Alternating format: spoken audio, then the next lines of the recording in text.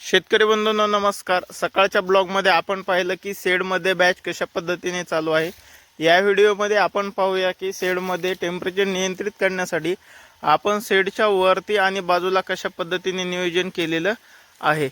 बंधूंनो तुम्हाला समोर दिसत आहे अशा पद्धतीने आपण बोंद्रे बांधलेले आहेत। हे सरासरी 8 फूट उंचीमध्ये आहेत।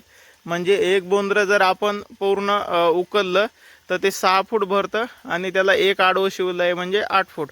आता अशा पद्धतीने आपण बोंद्रे साईडनं बांधलेले आहेत। त्याच्या वर काय केलेलं आहे आपण जे पत्राचं पाणी आहे जे वर आपण स्प्रिंकलर जोडलेले आहेत ते आपण पुढच्या व्हिडिओमध्ये पाहणार आहोत। ते स्प्रिंकलरचं पाणी वळवण्यासाठी आपण वरती अशा पद्धतीने साड्या बांधलेल्या आहेत व त्या साड्यामुळे काय होतं की जे पन्हाळ्याचं पाणी आहे ते साड्यावरती पडून परत खाली ते ह्याच्यावरती पडतं। तर त्यामुळे काय होतं की आपलं पाणी वाया जात नाही। हे पूर्ण पाणी आपलं बोंद्रे ओली होण्यासाठी मदत होते। आता हे पूर्णपणे बोंद्री ही ओली झालेली आहे। अशा पद्धतीने आपण पाण्याचं नियोजन केलेलं आहे आणि ते काय केलेलं आहे आपण बोंद्रे बाहेर ओढून आपण ह्या तुतीचे झाडं कंपाऊंड केलेलं आहे त्याला बांधलेलं आहे। त्यानं काय होतं की खालून शेड रिकामं राहतं, हवा पास होण्यास मदत होते व यामुळे खालून जे हवामध्ये जाणार आहे ती थंड हवा जाण्यास मदत होते। अशा पद्धतीने आपण बोंद्र्याचं नियोजन केलेलं आहे।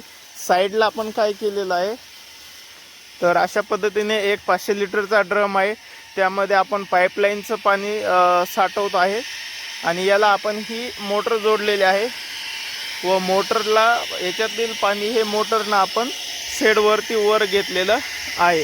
ते कशा पद्धतीने तर त्यासाठी आपण काय केलेलं आहे याला एक 20 mm चा पाईप जोडलेला आहे आणि एक 16 mm चा जोडलेला आहे। या दोन्हीच्या अशा पद्धतीने कनेक्शन दिलेले आहेत। तर 16 mm न काय होतं की आपलं जे साईडला ठिबक बांधलेलं आहे त्या ठिबकने पाणी जात आहे आणि 20 mm न वर आपण स्प्रिंकलर जे जोडलेले आहेत पत्राच्या वर त्यावर ते पाणी 20 mm च्या न जात आहे। या दोन्ही ठिकाणी पाणी जाते त्यामुळे आपण काही रिटर्न वॉल वगैरे टाकलेला नाही आहे। अशा पद्धतीने पाठीमागच्या साईडला आणि दक्षिण साईडला आपण बोंद्रे बांधलेले आहेत।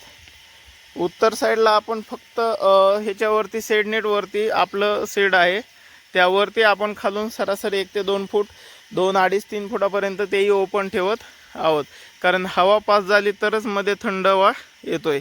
अशा पद्धतीने साईडला आपण वॉल पण केलेले आहे जाडे लावून जेणेकरून भविष्यामध्ये शेडमध्ये थंड राहण्यास मदत होईल। धन्यवाद।